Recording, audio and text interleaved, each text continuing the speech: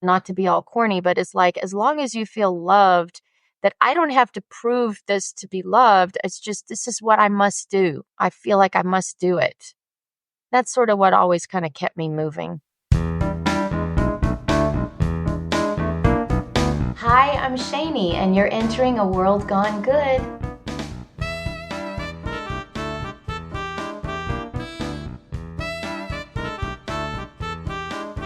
Well, hello, my name is Steve, and this is the place where we celebrate everyday people making good happen each and every day.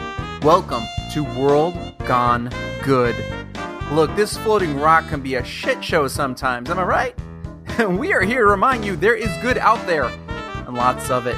You know how you can help us spread some of that good?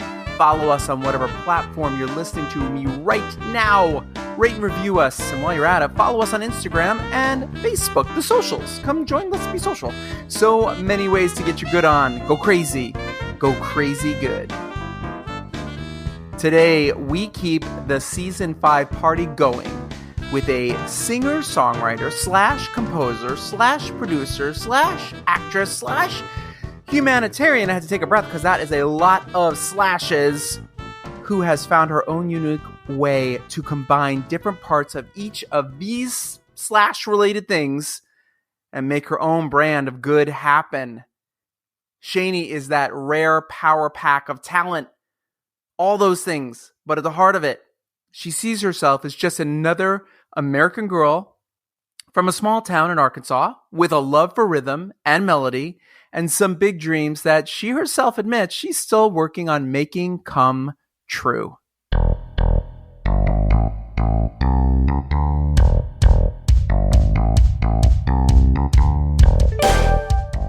Here comes Shani to share her good journey.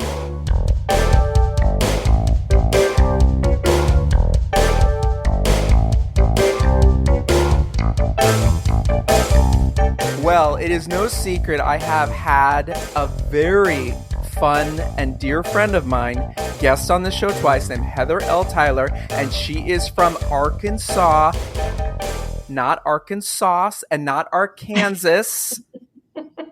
And today we have an equally new friend of mine who is also from Arkansas and or Arkansas. How tired do you get of people mispronouncing it?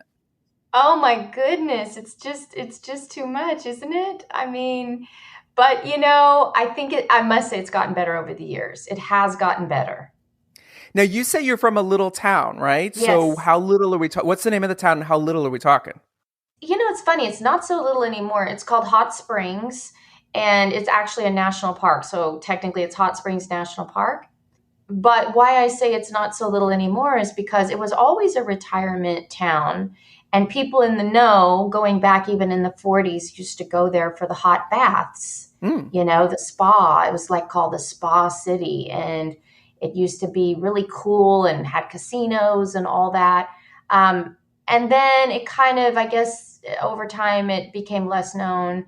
And when I was growing up, it was, if you were in the know, people went there. But when I moved to California, no one knew where I was from. No one understood it at all. But now, Bill Clinton grew up there. And so kind of put it on the map.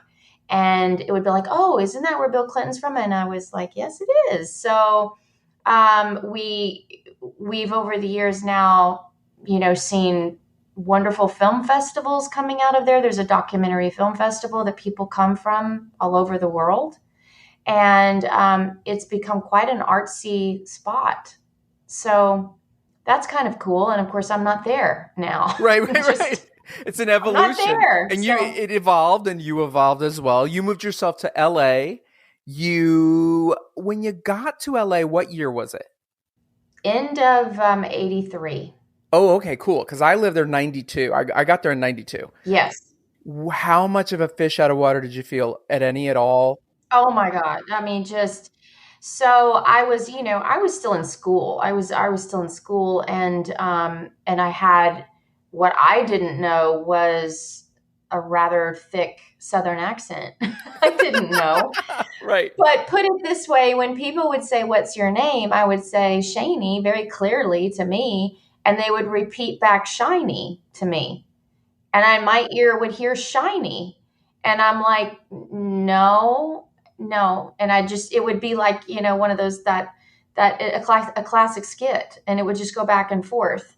And I realize it's me. It's the way I'm saying it, So it just, I was, just a sweet little old Southern girl, I guess. And I was, in the big city. I had to adapt real quick. You go to LA with a goal of stardom. You go to LA to be seen. You go to LA to just say, I made it to LA.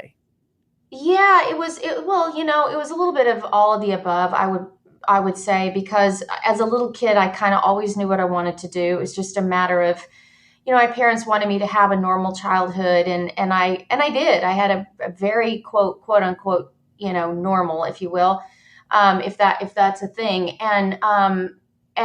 But it was a matter of time before I would need to be educated and get some proper training in and all of that. So the plan originally was that I would come and go to college and sort of major in, music and theater and all those things. But my parents kind of got to an opportunity where they could move a little bit early, and we decided I would come out a little earlier so I would already be a resident before college. And in that process, started learning through referrals and stuff about private study. So it was a matter of completing my high school stuff, but also learning the ropes and finding out about how the industry worked and about private study and all of that. But it was a lot. It was a lot, to take on from such a completely different environment. Oh, so at such a young age. Yes. I mean, I will say I came to California with my family on vacation. I mean, we did Disneyland, we did, Hollywood, we did all those things, which was wonderful, and even more set me up for, yes, that's where I'm going. But to live here was a whole different animal. Were you a musicals kind of kid? I was that kid. I was that kid. I can't say every block has one, but it seems to be quite common from what I understand. When we go into this field, I was that kid that would perform in my carport. We had a carport. And I would go around the neighborhood and let people know that there would be a show at 3:00, and I have no idea what I was, I don't know what I did. I don't know. I guess I was singing songs that were on the radio, and I was probably mimicking, who knows, TV shows and stuff. And worse, I would force my friends, to be in the shows with me. But I would dictate, of course, what they did, and I would have the better role. Of course. Of course. Of course. So yeah, I did that. I was that kid. You're central casting, so you get to make all the decisions as well. Yeah, that's exactly what it was. And I mean, I tried to do some, community theater and things like that. My father was a drummer at home, not by career wise, although I think he would have loved to have pursued it professionally. But he worked for my grandfather and then ended up taking over his business. But we were a very musical household, and I sang all the time at home. And it was kind of a private thing. As I got older, I kind of, you go through that weird preteen time where you don't want to stand out and you're trying to blend in and you don't want to be weird. And so I kind of kept my musical stuff a little more private at home. But it was sort of like, I know what I'm going to do. Just wait. It was sort of like that. Now, did you start writing your own music at a young age? And if so, what was the vibe? What's your vibe to go into it? It's so funny. I found a piece of paper. I guess I saved it. I found a piece of paper with the first little ditty I must have written. Oh my God. It's just, where? I don't know. It was called Please Come Back. And I love the idea that I was probably 10, and I'm saying, please come back, like to my love, apparently. And it was like the lyrics were like, please come back to me so we can rebuild. Please come back so I can tell you how I feel. It's like it rhymed. It did rhyme. Um, but yeah, I was writing things like that. So I'm gonna say they weren't probably too good, but I was like exploring. So my sister and brother started writing songs when we were younger, Yeah. and they're older than me. And the first song they wrote is called "We Got Love," and they sang it so many damn times. I can do it for you right now. You should do it. Let me hear it. Ready? Yes. I'm not a great singer. The minute that I saw you, I knew I could adore you. There's nothing that could stand in my way. From heaven up above me, you came down just to love me, and that's the way I know we will stay. We got love, love, love. Yeah, we got love. We got love, love. Yeah, we got love. They were heavily influenced by the Captain and Tennille.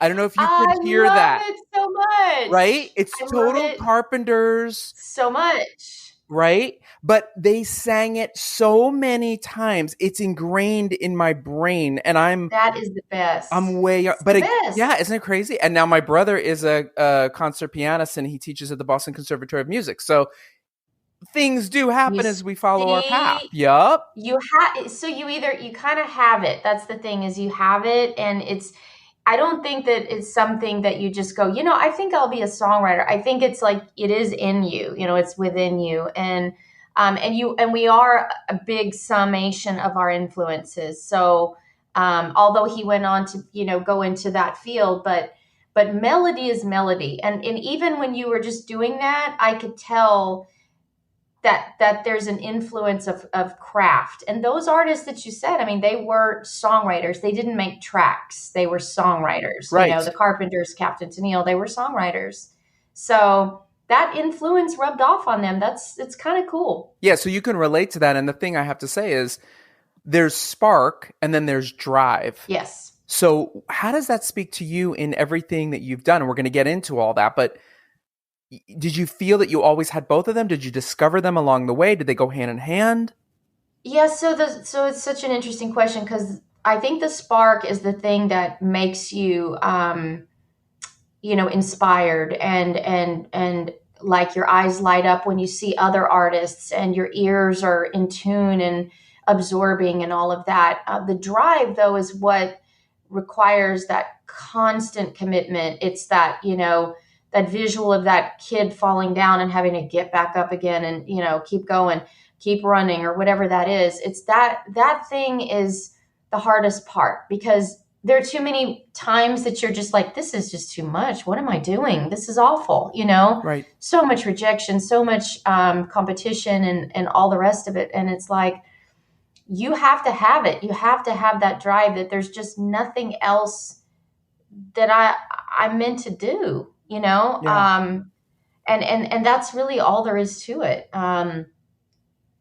I, I mean, I think it also helps when you're surrounded by, family and friends that support that, though, that aren't deterring you, because when you do feel really down, people make you feel whole, not about your success or failures. They just make you feel whole. So as long as you kind of feel loved, and not to be all corny, but it's like, as long as you feel loved, that I don't have to prove this to be loved. It's just, this is what I must do. I feel like I must do it, That's sort of what always kind of kept me moving. Now you're not just a songwriter, you're also a composer. Yes.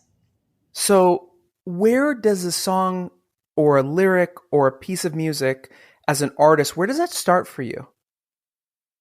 Different ways. Different ways. I mean, I'll get, no joke. I mean, I'll be like, folding towels, and something pops. Right. Right. I mean, it's not like I admire so much people that go and sit in the studio and sit at the piano and just putter, and then stuff comes. But that's not always how it works for me. I'm doing the most random thing. I have a few key places, one being the shower and another being my car, that I feel like I can sort of almost connect into something like a download, Sure. and I can almost sort of flip it where I want to like, okay, I'm ready. Let's go. Let's receive. And it doesn't always mean it's going to be good, by the way. Sometimes it's just crap. And I go, what is this? This is ridiculous. This is not anything. And then other times I'm like, oh, this is a line. Okay, race to the voice memo on my phone and record it quickly. And it might just stay there for a bit.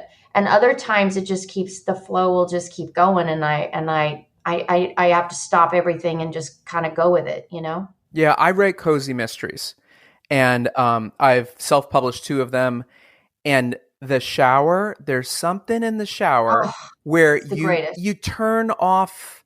It's like you're on autopilot because you're like, Yes. you're not active. It's strange. It's a strange thing. Also for me, it's like when I'm just falling into like a REM cycle to sleep. Mm-hmm. All of a sudden, like a big piece of information comes to me, and I lean over and I try to write it in this pad I keep next to the bed. And then in the morning, I try to decipher rainbow sprinkles, rollers. What the fuck did I write? But other times I'm like, oh my God, like, this last book, I came up with something, and you probably experience this too in what you create. It's like you come up with something and you're like, oh my gosh, that works so good here. But wait a second. I now have to go back, in your case, several lyrics to get there. Yes. To this piece I want to do, several, refrains or whatever it is to get the music to flow to this place. I need, just like I do have to do with the stories. Like I have to plant the seed now because I figured it out. This has to happen chapter 18, let's say. I got to go back to chapter 9. I got to go back to 3. I got to plant it. Otherwise, it's going to be so left field. And I think that's interesting with music because there's times with music where you're like, oh my God, that's such a good bridge, right? Genius bridge.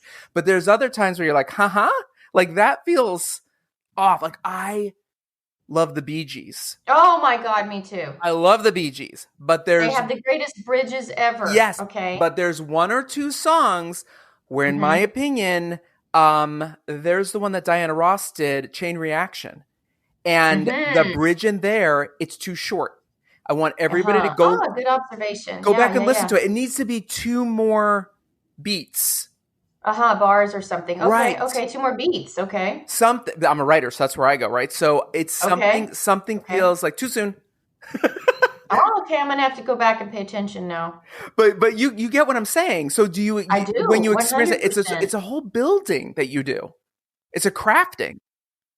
It is, and I admire that you do it in story, which you've got like all those sort of chapters or acts. If it's a script, it's like and to connect all those dots, and you might just have a really cool scene or exchange between 2 people, and you're like, well, where does that fit? In a song, everything is super condensed. So I love bridges, and I also love pre-choruses because the pre-chorus sets you up for the chorus. And it's always challenging because you can either go big or you can suck back. And then the chorus, it's hard to explain, but it's like, it's just, what does this song need? And, what we both do as writers is still, in our case, it's subjective because we're doing what we want as a point of view, but the receiver, the person on the other end, needs to be able to flow with it, and so there is a need to get feedback, right, to make sure it's landing, it's working. And I think as a songwriter, for me, the hardest part is that when I dig it and I'm like, I dig this, and then I'm like, I hope other people know what I'm trying to do here, So what seems right, after messing with it, you're always just hoping that it works, Yeah, totally. Now, during your and you have quite a history. I don't know when you frickin' sleep, but you at some point you wrote a musical called "We Hear Your Voice." Yes. Can you tell us about that? So "We Hear Your Voice" was actually it was a humanitarian project that I've been really lucky to work with a lot of international artists over my span of my career. And, with all the things that we've unfortunately still see in the world right now as we speak, we're at a pretty weird time in global history. But just at the time that I started developing that, I was just really taken by it was sort of, the internet had happened, social media had happened, and seeing humans, not governments, able to speak for themselves and stand up and do things, and not just like, oh, here we are out, protesting, and the news crews are coming to cover it or whatever, and it's still sort of filtered, but people could actually demonstrate their feelings. And that really moved me, that you could see that, hey, not even naming a particular government, but the people of that region were not necessarily for what their government was doing, and wanted other people in the world to know that and connect to other human beings. And it just moved me so much. And so I feel like you have to answer back with, we hear you, we hear your voice. And what better way to do it than to have some of the greatest singers in the world representing people? So the idea came from that. And I just started approaching different singers from different regions and said, I've written this song, and I would just love it if we could all kind of sing it as an anthem. We are one, we are the human race.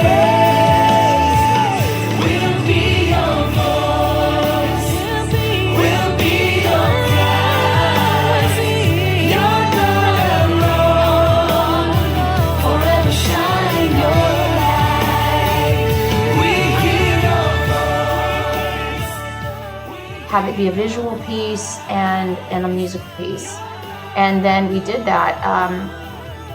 And it was a lot of work, as you can imagine, because, people were recording in all different countries. Sure. Both visually and audio. But it was very rewarding.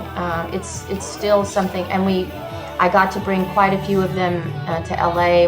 We did a concert at the Greek Theater and performed it there. And so, yeah, it's one of those things I'm kind of proud of.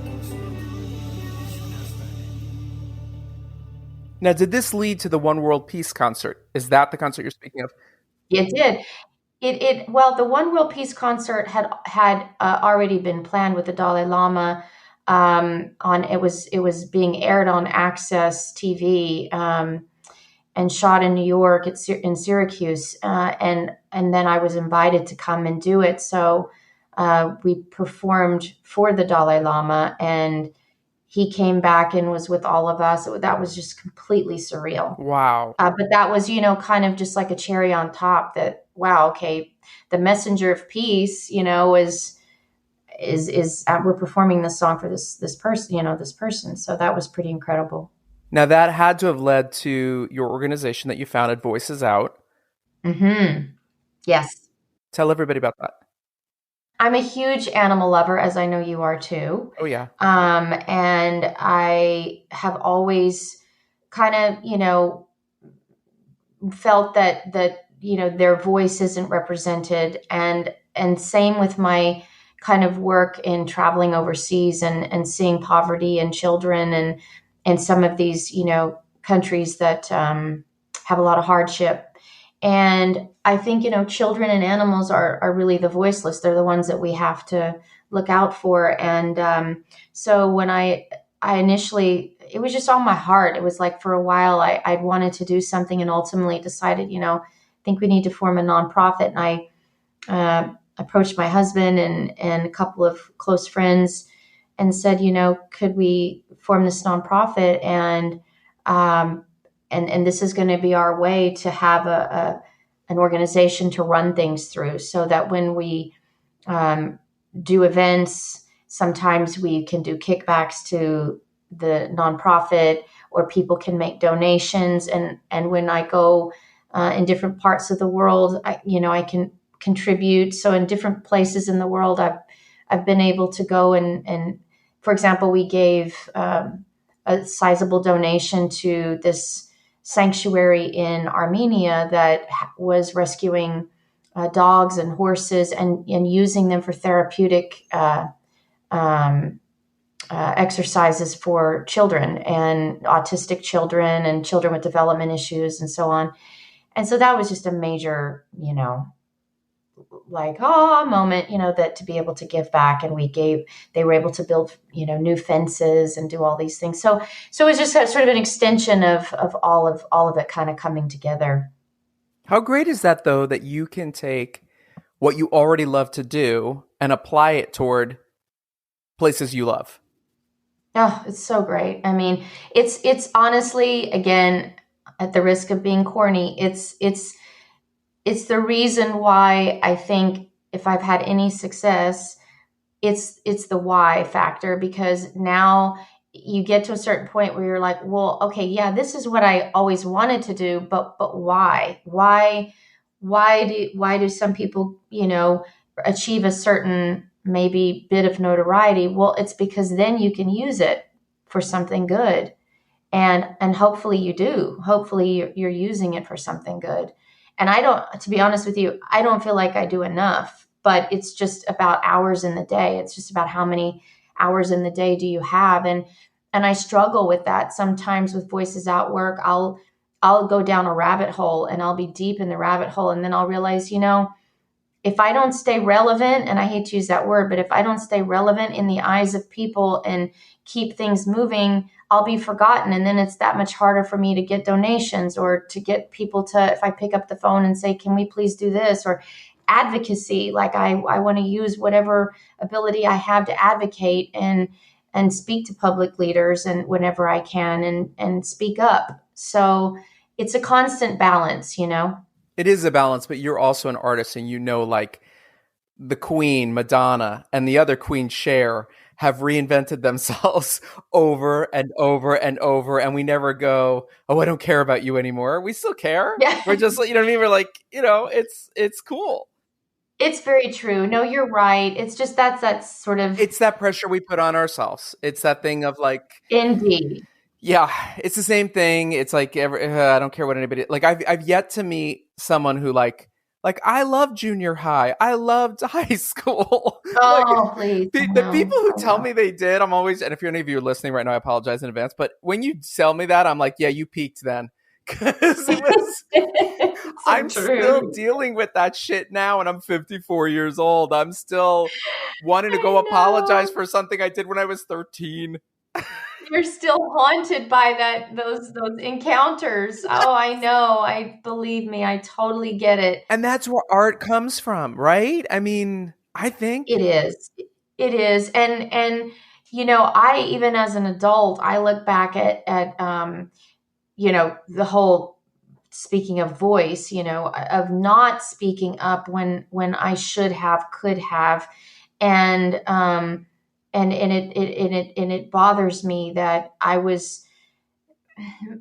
want to say made to feel, but it was a time when, especially girls didn't use their voice and as much. And again, I mean, I'm not stereotyping where I'm from, but there is like a truth to women kind of, not rocking the boat and being polite and hospitable and not confrontational and all of that. And that'll carry with you throughout your life. And then you come to a big city and start pursuing things, and you need to be able to represent, it's not only stand up for yourself, but others. Right. Don't play small. I say it all the time. Right. Why are you playing That's small? right. One is, I said this to very good friends of mine who are of the female persuasion. Stop apologizing. You didn't do anything wrong. Why are you apologizing? And two, stop playing small. Like, you be as big and loud and bright and shiny, because those are the people that we remember, and those are the people that make change. It's so true. I mean, it's one thing if you have a nurturing personality, regardless of gender. It's like, if you have a nurturing personality, run with that, go with that all day long. But you still need to not, lose your voice in the process. You don't have to edit yourself. And I mean, there's a time and a place, of course, we all know that, but it's just really important, because that's how change happens, like you said.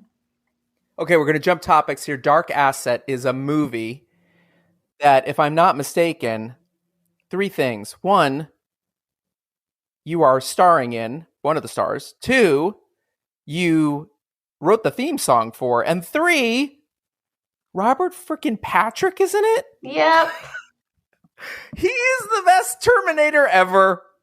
He is. I gotta tell you, it was a little unnerving to be in the scene with the Terminator. I'm sure. I still see him waving the finger. He like gets blown away and then he waves the finger. No, no, no. It's so odd. And those piercing blue eyes he has. I mean, woo. And my character had to kind of dominate him actually. Like he sort of worked for me, and it will make sense if you see the film. So I was always sort of one-upping him, and that was weird. What was your I'm sorry to interrupt. What was your first step into the film? Was it as an actor or was it as a musician? I actually am a producer on the movie. Atta girl. I'm a producer, so and funny enough, this project started off with a group of ladies. I mean, how funny is that? Because it's quite it's got some action, and it's about, if you look at what sort of Elon Musk is doing with the chips in the head and all of this stuff. When this thing was written, it was pre that. So a friend of mine, Terry Farley, had this idea of exploring that and presented it to me, and then we kind of were in a sort of a web series space, and then long story short, ended up like, nope, it's going to be a feature. So started going to my closest friends, the friend that introduced me to Terry. She comes from an international background, and so we decided, hey, you know what, we're going to make this thing, we're going to bring some all kind of color and fun to this movie and develop it that way. And the plan was to have really strong female characters, feature diversity, and just really go for it. That was our game plan. And another great friend of mine, Narbe, is just a genius in post-production and color and all that. So we wanted to have a super cool look. But I got to tell you, it took forever because COVID happened, and we were all set to go, and COVID happened, and we had to ride that out. But it everything, like a fine wine, it takes time, and we managed to get that thing shot at the end of 21. But I was written in the script to play the character that I did. Michael Winnick, who's the director, actually wrote the script as well. And off of the idea that Terry had started, and then we just pulled it together. It's an independent film that I'm really proud of.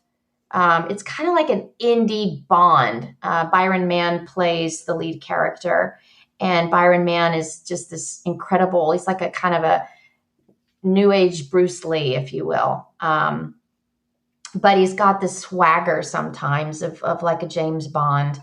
And so it's sort of an answer to where we are right now in our tech kind of space. And I got to write the theme song, so that was cool. I love how you threw that in. That was cool. Step back for 1 second. I love that your character's name is Agent Wilds, because it's so good. It's never like, with all due respect, Agent Dombrowski or right. You know what I mean? Agent Wachowski. It's a good theatrical name. Agent I love it. Frump. It is. No. I loved it. Yeah, I liked my name too. I did. And it's so fun because I'm in that kind of spy space, and I work for the, agency, in quotes, the agency. And so you don't really know, my character is like, you don't really know where I'm coming from. And that's what makes it fun. So it's so different from my real life, which was a lot of fun to get to do that. And then, doing the theme song was like, it gave me an opportunity, because I knew that script, and it gave me an opportunity to kind of attack the tone of what it was, what this film was supposed to be. And that was a fun challenge too. Now, moving back over for 1 second here, more than 1 second, your latest album is called The Moon Knows. Yes. I know it's one of the songs, but where did the title come from? It is basically my answer to the Me Too movement. Come on over, he said. We could spend more time alone. With his house on a hill, thought I'd be visiting home. It was a true thing that I needed to get out. I never named names, but I kind of wanted to hit that thing head on. And the poetic, point of it is that I know what happened. It's like I know, you know, and the moon knows. So the moon being like this ever-present observer of reality. It can never be a he said, she said, because the moon knows what happened. And that's enough for me. And I know, and you know, and sure as she glows, the moon knows.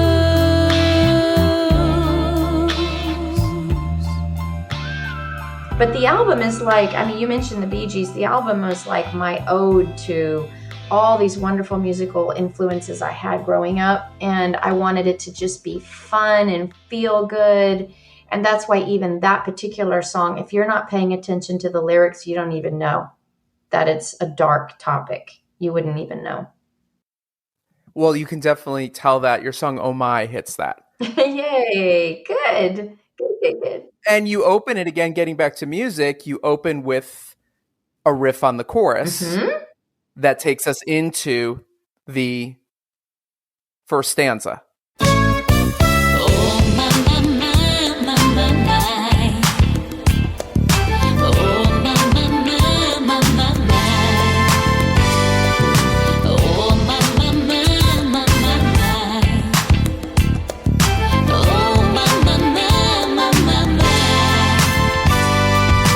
There will come a time, probably least expected. You run into the as opposed to just beginning with a stanza and leading us, you start right up. It was an interesting choice because it reminded me of the 70s and those kind of songs that we're going to give you. This is what the here it is right now. Oh yeah, we're going to hit you over the head with it. Mm-hmm. Right. No, but in the best way possible. That was, honestly, so this stuff was actually recorded. I recorded those vocals right where I'm sitting talking to you right now in my home studio. And the plan was when I was working on this track with my really good friend and guitar player Orbel Babayan, who I had started sending him references, and I was like, this is where I want to go with this. And we were doing this remote. And I literally sang the chorus in my iPhone.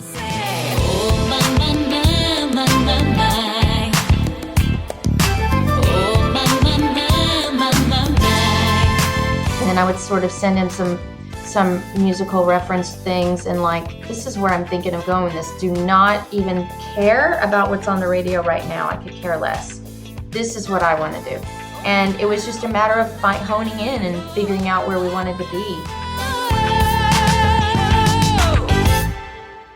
It made me feel good. Going back to what you and I were talking about before about writing, it made me feel good. It made me feel like I was getting what I needed to say out. And then it was a question of, gosh, I hope other people can respond to it. I hope people like it. Yeah, you hope that you connect.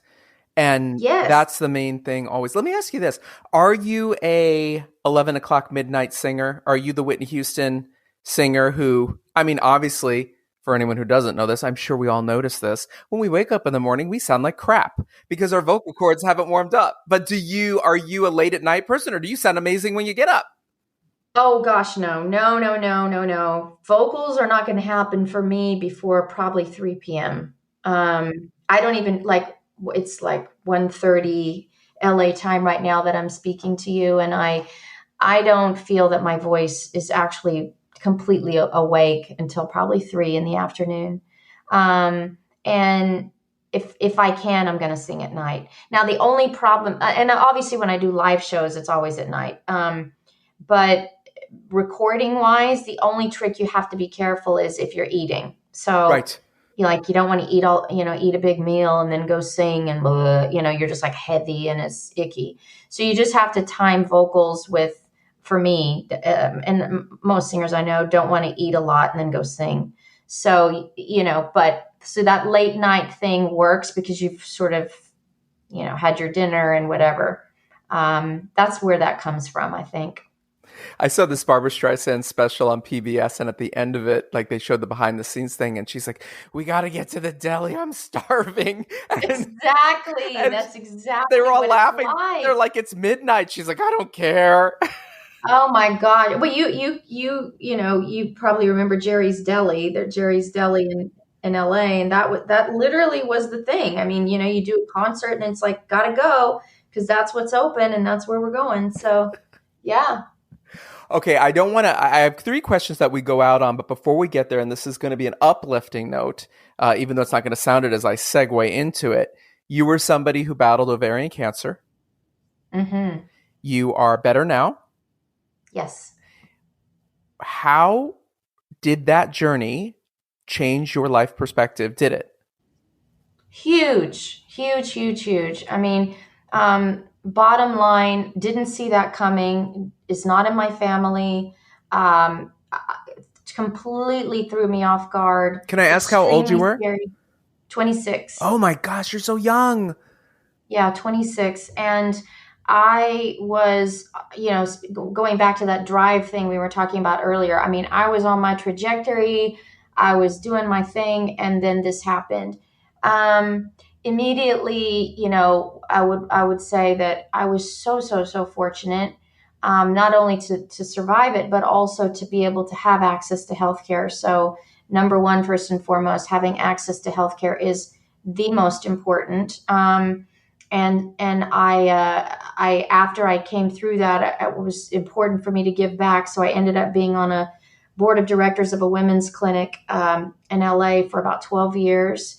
And I ran that, course for, really long time, and actually then formed my nonprofit later. But I never felt like I could do enough, to say thank you in my own way. And it just, as much as I had my drive for my career, it just really made me, there's no other way to say it. It made me a better human being. It just did. I just realized there's so much more than me and what I want to do and all of that. It was just a really life-changing experience. So very grateful to be here. And again, why I never feel like I take any of this for granted. The final 3 questions go back to some stuff we already know. Don't panic. You know the answers. Question number 1's the easiest one. Where do people find you online? Where do people follow you? Where do people buy your music and support you? Oh, yay. So I go by Shani on all the streaming sites, Shani. And yeah, I mean, you can find me on Apple and Amazon, all those places. And as far as social media, I use both my names. So it's Shani Rigsby, Rigsbee. I get the BY a lot, but it's double E. And yeah, please find me. Let's connect.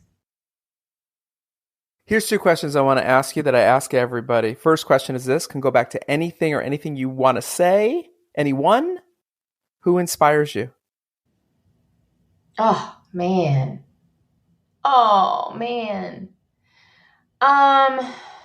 Who inspires me? So when I dig deep, it's funny you mentioned Barbara Streisand a minute ago. When I dig deep, I go back to those women that pioneered, the Barbara Streisands, the Diana Rosses, the ones that really opened those doors that said, don't define me as just a singer or just this or just that, because I got that a lot when I came out here, which was like, are you an actor or a singer? are you a this or a that? And I'm like, why do I have to decide?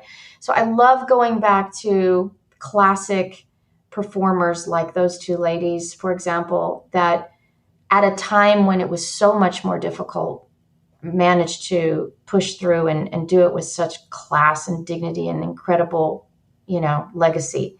But then I also admire, great philanthropic people. There are too many to mention. So it's kind of a combination of humans and people around the world that are also nameless. That you wouldn't know if I said their name, but when I meet them, it just kicks me in the butt and says, oh my gosh, look what they're doing. If they can do it, you can do so much more. So there's a lot of people that inspire me, to be honest with you. The final question is not a question. It is a statement to finish. Please don't sing it because I can't afford it. Tell me something good. If you don't have one already, get yourself an animal, because it is the deepest love that you will ever feel. It is the most unconditional, most gratifying, true love that you can ever feel. And there's no words. It's a knowing. And it gives me joy every day of my life, joy and peace every day of my life.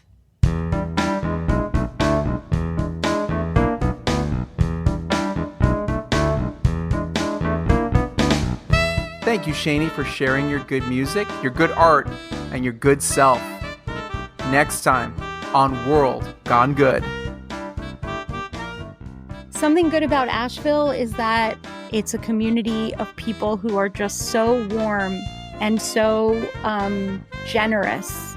And it's been so evident now, especially after a storm, to see how people are showing up for each other. Shelly Tygielski is the founder of Pandemic of Love, the co-founder of Partners in Kind, an author, a community organizer, and she was featured on CNN as a 2020 hero. She also just happens to live in Asheville, North Carolina, where just a few weeks ago, Hurricane Helene decimated her community. She wants you to know, just because the news cycle has moved on to Hurricane Milton, which happened right after it, and the upcoming election and all the other news, the residents of Asheville still need to be heard, and they still need our help. Climate change is real, and this community could easily be your community, my community, any of our communities. I hope you'll join us for this very special conversation. Until then, be good.